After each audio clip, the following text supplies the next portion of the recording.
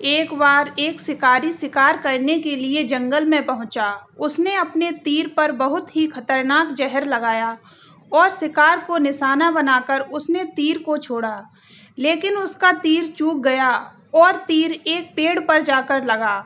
वह पेड़ बहुत ही हरा भरा था और बहुत सारे तोते उस पेड़ पर रहते थे। जैसे ही वह जहरीला तीर उस पेड़ पर जाकर लगा, कुछ दिनों में वह पेड़ धीरे धीरे सूखने लगा और उस पेड़ पर जो भी तोते रहते थे वह एक एक करके उस पेड़ को छोड़कर जाने लगे। उस बड़े से पेड़ के कोटर में एक बहुत ही बूढ़ा तोता रहता था, जो बहुत ही धर्मात्मा और अच्छे मन का था। सभी तोते उस पेड़ को छोड़कर जाने लगे थे, लेकिन वह बूढ़ा तोता जाता, दाना लेकर आता और उसी कोटर में आकर बैठ जाता था, परंतु उस पेड़ को छोड़ने को तैयार नहीं था। बूढ़े तोते के साथियों ने कई बार आकर उसे समझाया कि यह पेड़ अब सूख रहा है और किसी दिन गिर भी जाएगा, चलो किसी और पेड़ पर चलकर रहा जाए। परंतु वह बूढ़ा तोता वहां से जाने को तैयार नहीं हो रहा था। अब यह बात देवराज इंद्र तक पहुंची। उन्हें बताया गया कि एक तोता है, वह जिस पेड़ पर रहता है वह पेड़ एक जहरीला तीर लगने के कारण सूखने, गिरने और खत्म होने के कगार पर आ पहुंचा है, और एक बूढ़ा तोता अभी भी वहीं पर रह रहा है। वह दाना लेकर आता है और वहीं पर रहता है, जबकि उस जंगल में बहुत सारे पेड़ हैं, लेकिन वह उसी पेड़ पर रह रहा है।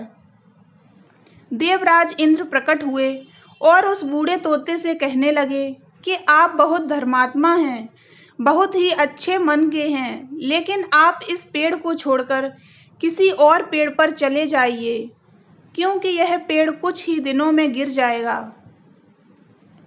तालाब के पास में बहुत से बड़े बड़े हरे भरे पेड़ हैं, बड़े बड़े कोटर हैं, उन पेड़ों पर फल भी लगे हुए हैं, उन्हें वहीं पर तोड़कर खा भी सकते हैं, परंतु यहाँ से आप चले जाएं।